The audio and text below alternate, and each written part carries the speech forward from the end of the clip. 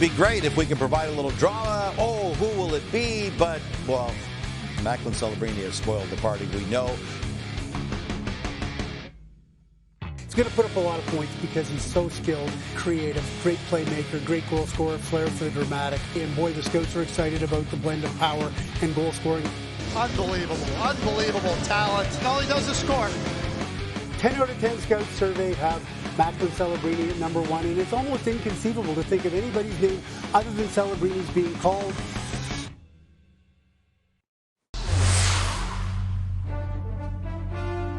Hey, everybody. Welcome to the Bob McKenzie Draft Ranking Show. Alongside the man himself, Bob McKenzie, I'm Gino Reda, and it's great to have you with us. Well, for the second straight season, a phenom from British Columbia has taken away all the drama going to this year's NHL Draft. You can blame it on BC. Last year, it was Connor Bedard. This year, Bob, it is Macklin Celebrini. You're right, Gino. It started as the Macklin Celebrini Draft. It's going to end as the Macklin Celebrini Draft.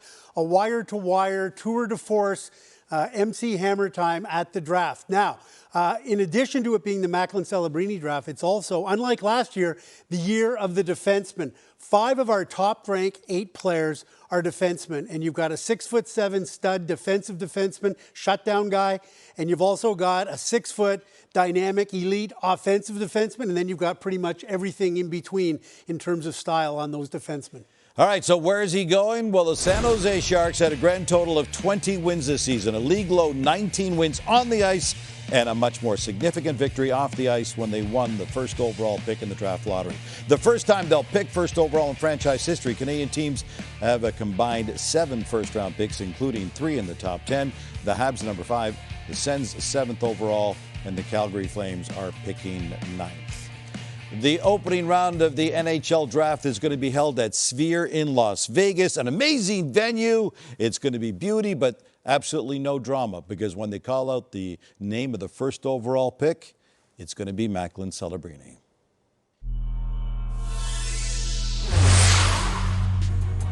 I mean, he's going to be a number 1 center in the National Hockey League, and then after that, the sky's the limit. Oh, Macklin Celebrini with the redirect from Wilner. Score!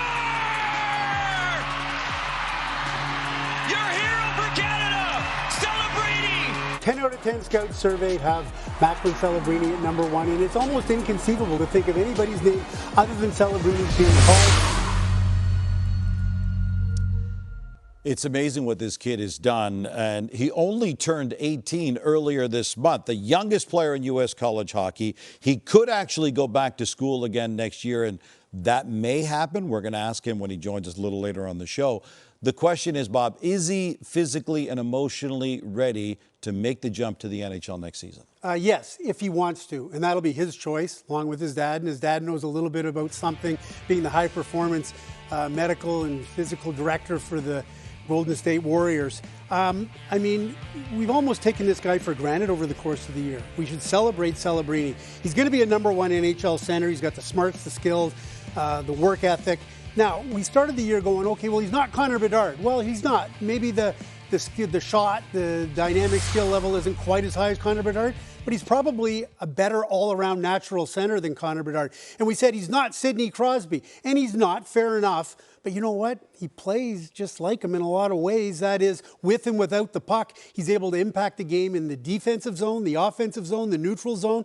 There isn't anything he can't do. He's one of the most complete number 1 picks we've seen for quite some time. Wow, that is quite the statement. By the way, in case you're wondering where he's been playing, Celebrini dominated the USHL and NCAA over the past 2 seasons, had a combined 150 points in 83 games. The youngest ever to win the top player honor. Celebrini was the USHL Player of the Year at 16, NCAA Player of the Year, the winner of the Hobey Baker Award at just 17. Let's bring our Director of Scouting, Craig Button, into this conversation. My friend, you look fantastic. Thank you. Thank you very much for joining us. Let's get right to it. In your opinion, what is Celebrini's top end potential, and who would you compare him to? Everything Bob said. That should be the end of the segment. Fair enough. Right now, Thanks, right? Greg, for your comments. Bottom line is that Macklin Celebrini, you heard all those names. And for me, when I watch Macklin Celebrini play, I just see this image of Jonathan Toews, a foundational player, somebody that sets the tone for your organization, somebody that drives play in every significant way. Bob talks about him being the most complete player coming into this draft. He is, and he may even be better offensively with Jonathan Toews, but that foundational player that sets the tone for your team and everybody around it and helps you win, that's Macklin Celebrini. All right, Craig's going to join us again shortly, as is Macklin Celebrini as well. Bob, that's number one. Celebrini going first overall. Take us through the rest of the top five. Well, let's head over to Russia if we're going to do that, and that would be number two, Ivan Demidov. NHL general managers and North American NHL scouts have had no live viewings of the talented Russian winger this season. But his combination of high-end offensive puck skills, creativity, his hockey sense resulted in 6 of 10 scouts surveyed by TSN, ranking him number 2 overall. All 10 scouts had him in their top 5. He projects as a top 6 offensive-minded left-shot right winger with a chance to be a top-line talent in the NHL. Number 3, Artem Levchinov. At almost 6'2" and 205 pounds, the Michigan State freshman defenseman from Belarus possesses high-end athleticism that makes him a threat to kill plays on defense and create them on offense. 3 scouts rank him number 2 overall, and he projects as a top-pair NHL D-man with a chance to be a number 1. Number 4, Anton Salayev, the 6'7" Russian defenseman, 6'7", is viewed by many scouts as a unicorn, possessing an almost unheard-of blend of size, strength, speed, and skill. And he projects as a potential top-pair shutdown D. His offensive output declined as the season wore on, but he's still viewed as a very good mobile puck mover who will be able to play big minutes in the NHL. And number 5, Caden Lindstrom, the 6'3", 213-pound shoot-first center, scored 27 goals in only 32 games for the Medicine Hat Tigers. And that rare blend of power and productivity is the profile of a potential number 1 NHL pivot. The only concern is that Lindstrom's season was cut short by a back injury, and teams are now drilling down on his medical reports. Celebrini's 23 goals in 23 Hockey East games represent the first time anyone has averaged a goal a game in conference play. Demidov averaged 2 points per game with the SKA 1946 Junior Club. Levchinov has followed the same path as Celebrini, playing the USHL and NCAA. And Lindstrom averaged 1.44 points per game and earned the CHL Top Prospect Award. Celebrini received all 10 first-place votes in Bob's annual survey of scouts. Demidov was a definitive choice for number 2. Levchinov and Salayev each received a total of 7 top 4 votes. Now, Bob, I got to ask you this. Given the world events and Russia's ever-growing status as a pariah in the West, how big is the Russian factor in the team's decision-making this year? Only to the extent that NHL GMs and North American-based scouts didn't get to go and watch these guys. So there's not that same familiarity as some of the North American prospects. So if you're picking at 2, 3, 4, or 5, and you're looking at Ivan Demidov, you're also looking at Levchinov, and you're looking at Lindstrom, and you're looking at guys that you know better, but you've got a decision to make. So, I mean, because they haven't seen him live, maybe it costs you 1, 2, 3 spots in the pecking order. But at the end of the day, if you talk to most of the scouts, they say, hey, listen, all the good Russians, they all eventually come, whether you wait 1 year, 2 years, 3 years. And of course, it's duly noted, Matvei Michkov last year dropped a few spots to the Philadelphia Flyers at number 8. And here he is with the Philadelphia Flyers now. All right, that is the top 5. Take us through 6 through 10. All right, well, back to Canada for number 6, and that would be Sam Dickinson. The almost 6'3" London Knight defenseman is a marvelous skater and a top-notch puck transporter who plays an extremely well-rounded two-way game.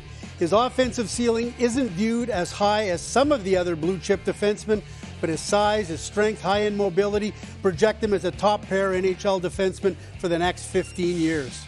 Number 7, Zeev Buium. The Denver University defenseman has emerged as a capable defender, but the strong skating 6-footer is able to control games with his puck possession and way above average offensive mindset and skills. He had 11 goals and 50 points in 42 games for the NCAA champion Pioneers. Number 8, Zane Parekh.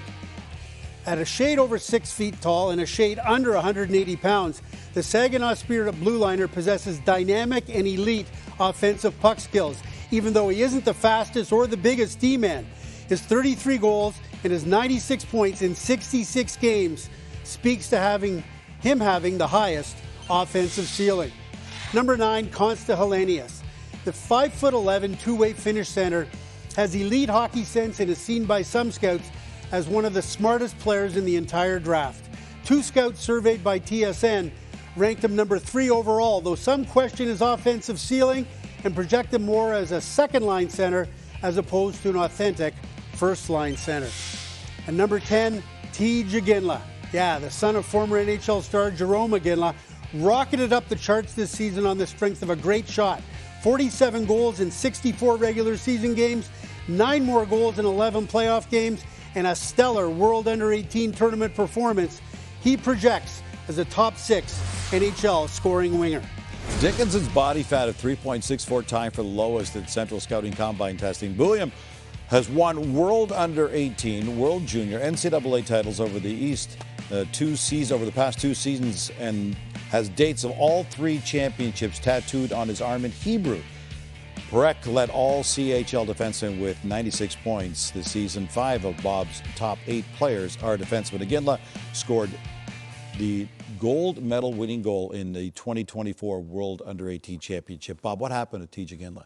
He was number 16 in your midseason rankings. Now he's top 10. He just kept on scoring goals and scoring more goals and demonstrating his shot and just put himself into that conversation for the top 10. He had a great season with the Kelowna Rockets, but he also played extremely well at that Under-18 World Championship. And he started to show there maybe a little more diversity to his game, not just a shooter, but a passer and a guy that could make other people on the ice better. Now, he's not his dad. He's not as powerful and as raw as his dad was. Who is? I mean, at the end of the day. But he did show flashes of that power game where it's difficult to contain him. So I know he went to the Combine. He interviewed well. His physical testing was off the charts. He's got, if not the best shot, one of the very best shots in the draft and a great goal scorer. What's not to like? Let's connect the dots, by the way, and see how the stars could be aligning for Tej and the Calgary Flames. Consider this. Flames general manager Craig Conroy holds the number 9 pick. Tej's number 10 in Bob's consensus rankings. And Dad Jarome was Calgary's number 11 overall pick in 1995. Jarome, of course, is the Flames' all-time leader in games, goals, and points. And now he's a special advisor to Conroy. We've seen the top 10. Time now for 11 through 15. Beckett Seneca had 44 points in his final 24 regular season and playoff games. Berkeley Catton was the number 1 pick in the 2021 WHL draft. Yakimchuk is the WHL's first 30-goal scoring D-man draft prospect in more than 2 decades. And how about Cole Eiserman?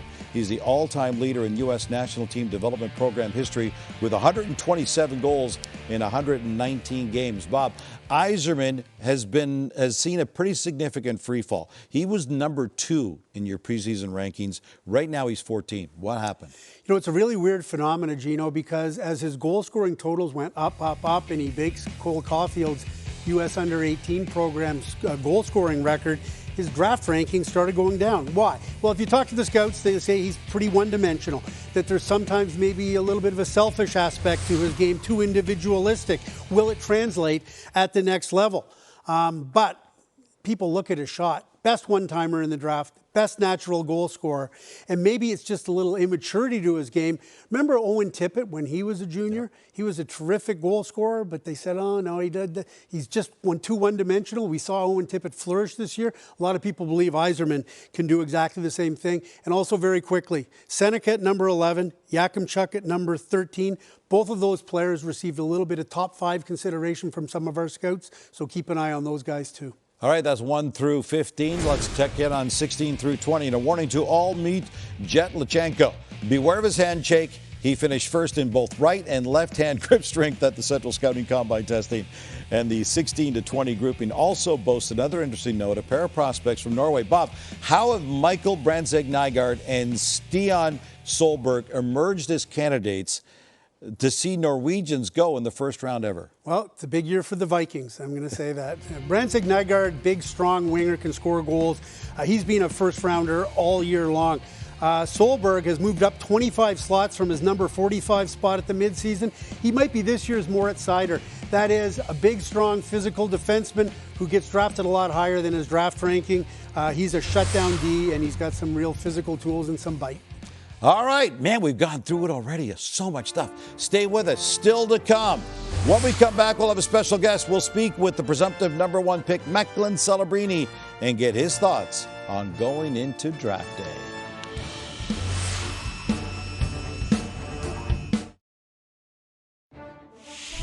The NHL on TSN is powered by FanDuel's Goal in First 10 Minutes, the most electric bet in hockey. BC is producing back-to-back NHL number 1 picks for the first time in history, with North Vancouver Connor Bedard and Vancouver's Macklin Celebrini reaching hockey's Rocky Mountain high in consecutive seasons. The only other BC native to go first overall, that was Ryan Nugent-Hopkins in 2011. Pleased to welcome Macklin Celebrini to the show. Macklin, you picked up no less than 21 individual honors in international, junior, and collegiate hockey over the last 2 seasons. What would it mean to you to earn the next big one by going first overall in the NHL draft? It'd mean a lot to me. It's a dream come true. Something that I've thought about ever since I was a little kid. Always dreaming about playing in the NHL, so it would definitely be a dream come true. Speaking of as you were a little kid, you're a graduate of the Junior Sharks program where you scored the highlight of the night goal as a 13-year-old, a little toe drag top shelf. Could you have imagined being in a position 4 or 5 years later to actually wear the Sharks sweater again? No, it's kind of cool, like just kind of how things come full circle. I was never really even thinking about the NHL when I was playing for the Junior Sharks. So, that would be a cool opportunity if that happens. Sharks general manager Mike Greer says he's going to meet with you and your family after the draft to talk about where you'll play next season, either to stay in college or to jump right into the NHL. What kind of things are going to go into making that kind of decision?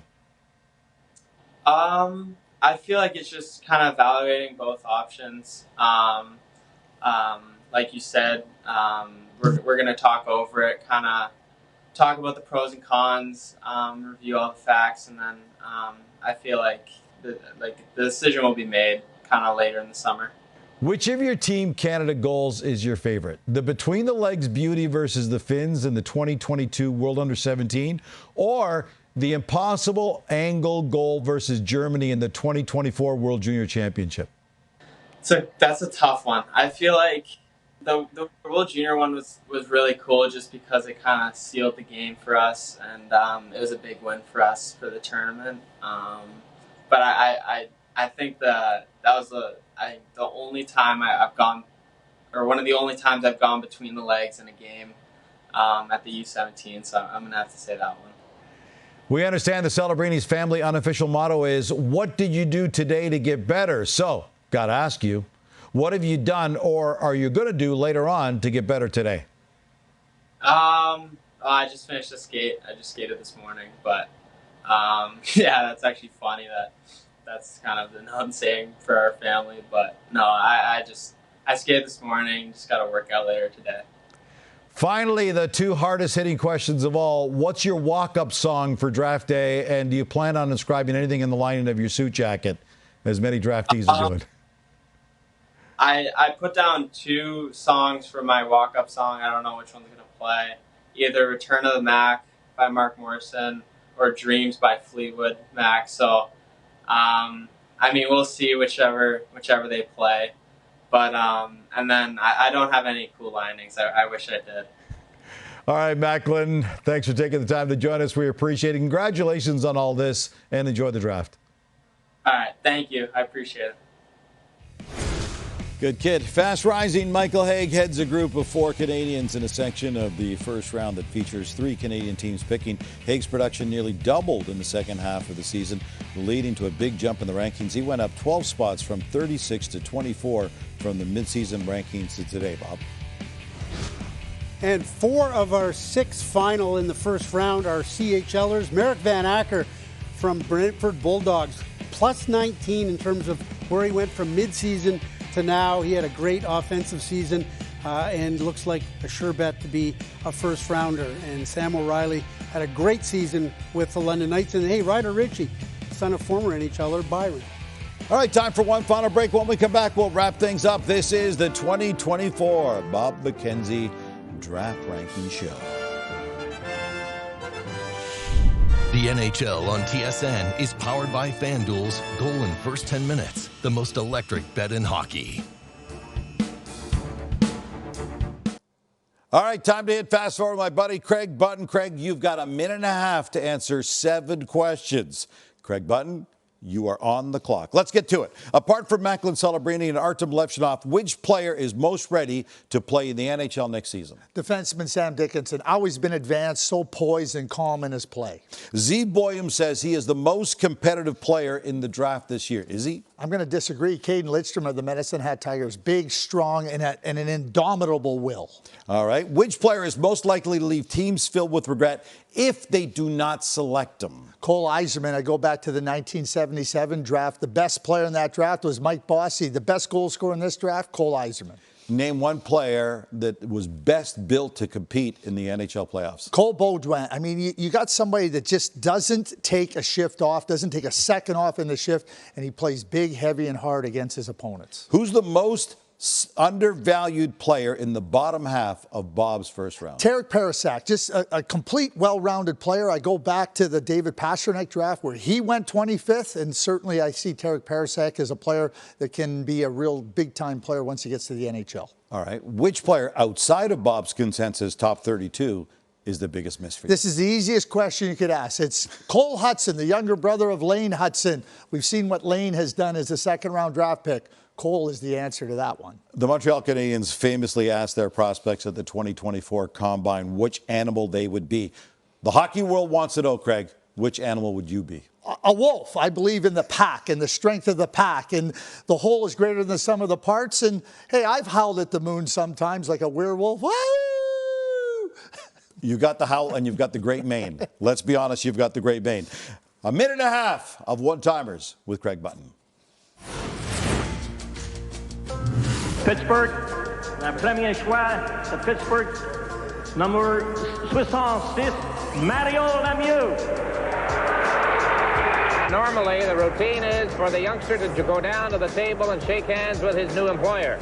But because of what Gus Badali said, Mario Lemieux is sitting right there. I don't feel to go downstairs on the floor, and because I think Pittsburgh don't really want me enough. Wow, that was so dramatic. This is the 40th anniversary of Mario Lemieux being selected first overall, then refusing to go down to put the jersey on. And you were the editor-in-chief of the Hockey News. What are your memories of that? Well, so much drama. And one of the untold stories is that Mario was actually changed his mind on the way down to his meeting and says, I'm going to go to the table.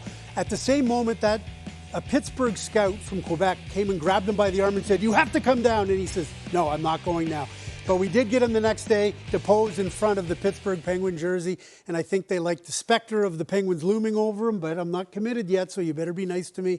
And that was a classy suit and a great diamond-encrusted 66 ring that Mary was wearing in that photo. That was a big win for you to get him to do that. But according to your projections, Canada's on pace to produce 18 first-rounders. That's nearly 5 times as many second-place USA. This is the highest such projection for Canada since 2020. Norway has never before produced a single first-rounder, let alone 2. History will be made in Vegas. The opening round of the NHL Draft this year goes to the Sphere in Vegas. That is coming up on Friday. We're going to hear about Macklin Celebrini at that point, obviously. We're less than a week away from the opening of free agent frenzy next Monday. Join us on Monday at 11 Eastern, 8 Pacific.